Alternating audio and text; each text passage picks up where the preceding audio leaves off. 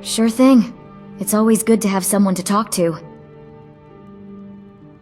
My brother and I came from the city of Skingrad originally, where our family used to own a lucrative business. Sadly, my parents passed away a few years after I was born, so my brother Lucan has been the only family I've really known. Well, we have our fights, as do any siblings, but we both know we're all each other's got. Some burglars came into the shop and tried to steal our heirloom. My parents did their best to protect it, but they weren't fighters. I'm not sure if it was pity, or simply that they didn't want to wait around and find out, but they didn't bother to come get Lucan and I. Well, they died when I was just 4, so I don't have much memory of them anyway. Still, I often wonder what it's like to have parents who nurture you. Maybe our lives would have been completely different. My brother Lucan, of course. He never expected to inherit the business at such a young age, much less so that he'd have to play father for his little sister. But here I am, all grown up and healthy. So all things considered, he wasn't half bad as a guardian. Well, after the Great War, the Empire could barely pay for the palace guards. The City Watch's resources were stretched thin, so crimes ran rampant. But can you imagine? Skingrad, with burglars who barged into shops in broad daylight, was considered one of the well-off cities in Cyrodiil. It's no wonder so many Imperials like Lucan and I came to Skyrim these few years.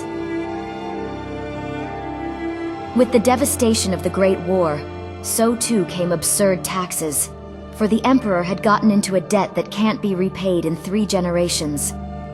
In the end, my brother decided it wasn't worth living down in Cyrodiil anymore, paying the Empire 6 coins for every 10 he made. So he sold the business and had us move to Skyrim. Better life, better law, and better taxes. Fresher air too, that's of no doubt. Well, that's easy. The food. For all the fine qualities of the Nords, being good cooks isn't one of them. Here it's just sweet rolls, meat, then sweet rolls again. But then, who would understand the culinary arts better than an Imperial? Breton food? Ha! Their portion can barely fill a child, and they spend more time to make the dish look pretty than they do to make it flavorful. I do have fond memories of the kabsa and moussakhan I had from the Redguard chef at Skingrad. More's to the point that Cyrodiil simply had better food, both from us Imperials and the other peoples. Sure, if I can afford them. Are they actually edible? No, that wasn't sarcasm. That's genuinely a question. I thought those were just ritual things that they use when they worship the Daedra. Not really. I had a few friends back in Skingrad, but most of them have moved to Skyrim or High Rock already. Then there's family, but all my family is in Skyrim and you know who he is. If there's anything about Cyrodiil that I miss, I guess it's the food. But it's not like I can't find good food here. I just have to learn how to make them. I guess he's just afraid. After all, I am all the family he's got. To raise me and manage our parents' business, he missed his best years to start his own family.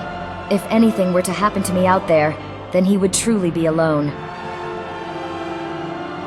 Of course.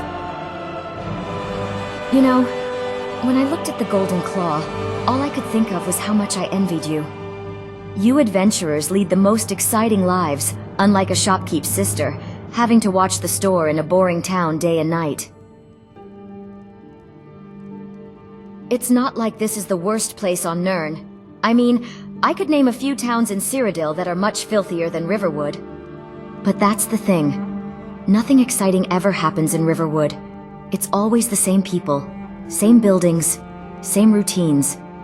As a matter of fact, yours was the first new face I've seen in months. Huh, if only I could. Thanks for asking, though. It's just that my brother Lucan would never let me out of his sight. It's not like he's putting chains on my feet to keep me here, just that he's all the family I have left. If I have to go, the least I should do is to get his blessing. You'll be doing me a great favor. Honestly, even without that whole ordeal with the letter, I'm not sure I'd ever have returned the same feelings to either of them. I enjoy chatting with them, perhaps also the occasional flirting, but since the start, I've never seen them as someone I'd spend a whole life with. For all of Sven's poetry and Faendal's confidence, they're just villagers who are stuck in Riverwood unless someone like you tugged them out. I never asked them to. Do you think they would have listened? They'd probably just think I was testing them or something of the sort. Besides, I did enjoy the attention I got. Of course. All right then. Thank you so much for taking care of those thieves. Look, I'm forever thankful that you retrieved the claw for us, but even my gratitude has its limits. Besides, what good will my sister do for you? She doesn't know how to fight. Gods, she can barely help me move the ware.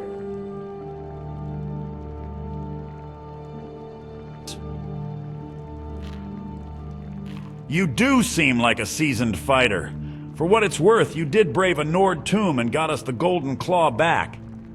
Fine. If my sister wants to see the world so much, then let her. Let no one say I'm the possessive sibling. But if she so much as loses a finger out there, I'll spend every last coin to buy your head. Now go! Tell Camilla she has her wish at last!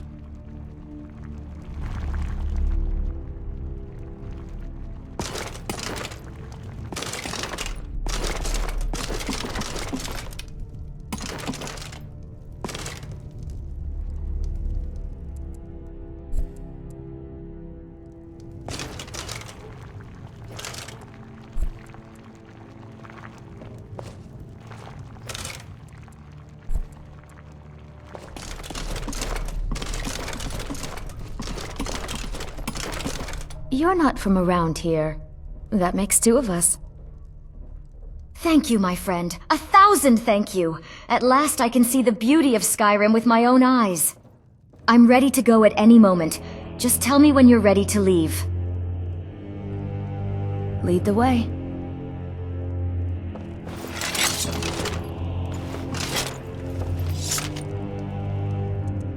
Still here. Lead on.